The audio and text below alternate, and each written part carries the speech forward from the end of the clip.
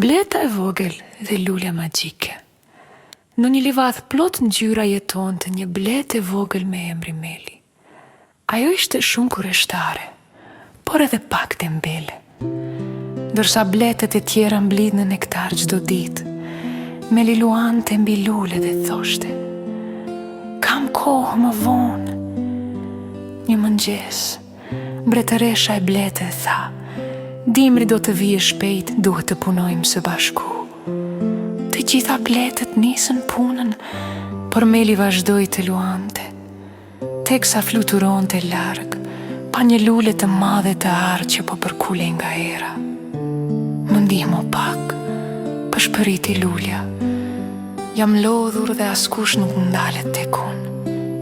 Meli u afrua dhe mblodhi pak nektar nga lulja. Pa pritur, lulja filloi të shkëlqente.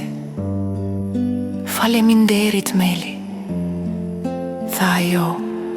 "Kur ndihmojmë të tjerët dhe punojmë me zemër, bota bëhet më e bukur." Meli u mendua, ajo kuptoi se puna nuk ishte dënim, por mënyrë për të ndihmuar gjithë kosherën. Që nga ajo ditë, Meli punonte me gëzim bashkë me shoqet e saj. Kur erdhi dimri, kosherja ishte plot me mjalt dhe të gjitha bletët ishin të lumtura.